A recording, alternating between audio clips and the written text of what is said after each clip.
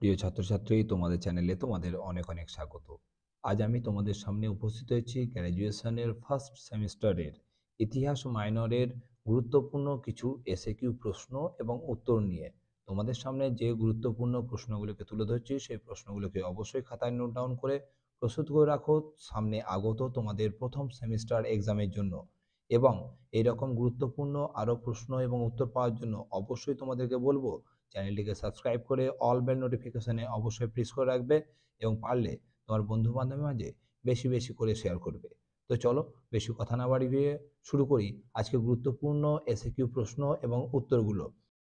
তো তোমাদের অবশ্যই প্রশ্নগুলো বলে দিচ্ছি এবং সঙ্গে উত্তরগুলো অবশ্যই দেখিয়ে দিচ্ছি। দেখতে পাচ্ছ, প্রথম প্রশ্ন, সাতবাহন বংশের প্রতিষ্ঠাতা কে ছিলেন?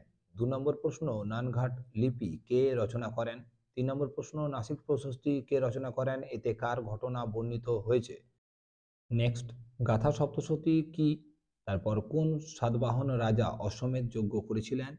তারপরে প্রশ্ন, সাতবাহন রাজা কোন ধর্ম পালন করতেন? তাদের দেবতাদের নাম কি? তারপর প্রশ্ন, সঙ্গম সাহিত্য বলতে কি বোঝায়? তারপর সঙ্গম যুগে নারীদের অবস্থা কেমন ছিল? তারপর গান্ধার শিল্প কি? এই প্রশ্নটা অবশ্যই করে রাখবে তোমাদের। তারপরে করবে, কে কনিষ্ককে দ্বিতীয় অশোক আখ্যা দিয়েছিলেন? তারপর প্রশ্ন, রেশমপথ কি? পরে প্রশ্ন, বৃহৎ কথা গ্রন্থটি কে রচনা করেন? তারপর সাতবাহন রাজারা কোন ধর্মাবলম্বী ছিলেন?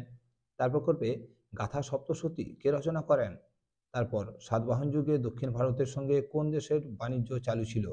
নেক্সট, সাতবাহন বংশের শেষ রাজা কে ছিলেন? তারপর প্রশ্ন, তামিল সাহিত্যের আদি পর্যায়ের নাম কি? পরে প্রশ্ন, মণিমেখলাই গ্রন্থটিকে রচনা করেন? রেশমপথ কোন যুগে গড়ে উঠেছিল? মহাভাষ্য গ্রন্থটি কে রচনা করেন? তারপর বুদ্ধচরিত গ্রন্থটি কার রচনা?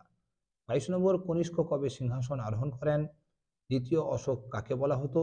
কে শকাব্দ প্রচলন করেন? অশোক ঘোষের লেখা একটি গ্রন্থের নাম লেখো। সুদর্শন হ্রদ কোথায় অবস্থিত? তারপর শকরা কোন দেশ হয়ে ভারতে এসেছিল? কনিষ্কের লিপি ও মুদ্রায় কোন ভাষা ব্যবহার ছিল? বৃহৎ কথা গ্রন্থটি কে রচনা করেন? এই প্রশ্নগুলো ছিল অবশ্যই মৌর্য পরবর্তী যুগ থেকে সবচেয়ে গুরুত্বপূর্ণ প্রশ্ন এবং উত্তর। তোমাদের বলবো, বাকি অধ্যায় থেকে গুরুত্বপূর্ণ প্রশ্নের উত্তর পাওয়ার জন্য অবশ্যই চ্যানেলটিকে সাবস্ক্রাইব করে অল বেল নোটিফিকেশনে অবশ্যই প্রেস করে রাখো, কারণ খুব শীঘ্রই পরবর্তী চ্যাপ্টারগুলো থেকে তোমাদের জন্য গুরুত্বপূর্ণ প্রশ্ন এবং উত্তর আমি খুব শীঘ্রই নিয়ে আসছি।